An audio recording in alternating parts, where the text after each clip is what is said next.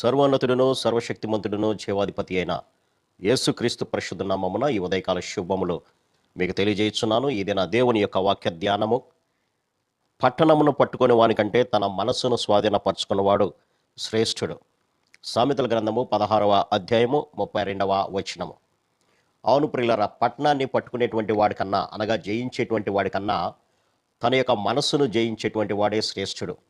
అసలు మనసు అంటే ఏంటి, దాని యొక్క పని ఏంటి అని కనుక ఆలోచన చేస్తే, మనసు చేసేటువంటి పని ఏంటంటే మనలో భావోద్వేగాలను, అనుభూతులను, కోరికలను కలిగించేదే ఈ యొక్క మనస్సు. ఒక మనిషి యొక్క భావాలు కానివ్వండి, అనుభూతులు కానివ్వండి, అభిప్రాయాలు కానివ్వండి, కలుగుతున్నాయి అంటే వారి యొక్క మనస్సే దానికి కారణము.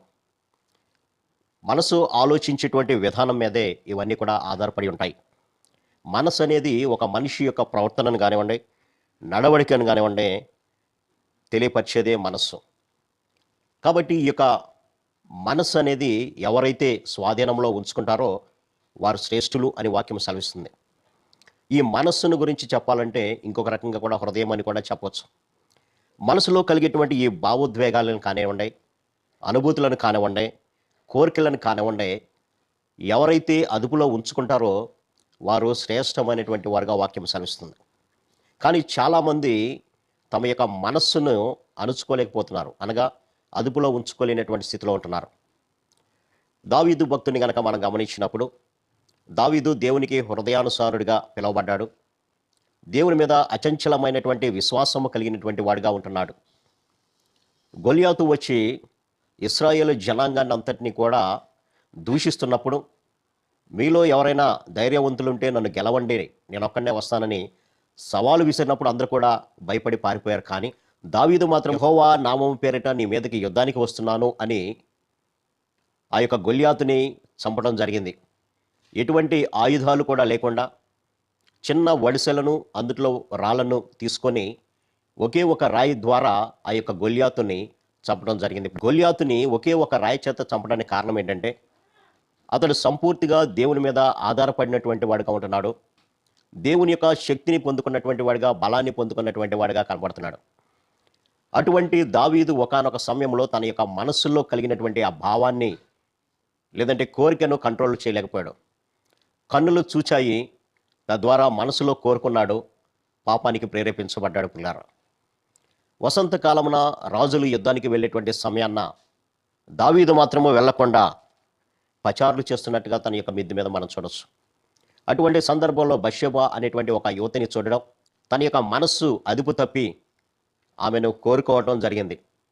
తద్వారా ఒక భయంకరమైనటువంటి పాపము, ఒక పాపం వెంబడి ఇంకొక పాపము దావీదు చేసినట్లుగా మనం చూడొచ్చు.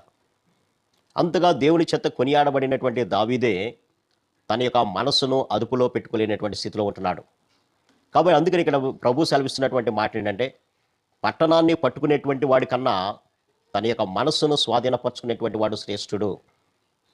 కాబట్టి మనస్సుని అదుపులో ఉంచుకోవాలంటే అనునిత్యము కూడా దేవుని యొక్క వాక్యం చేత మన హృదయం నింపబడాలి.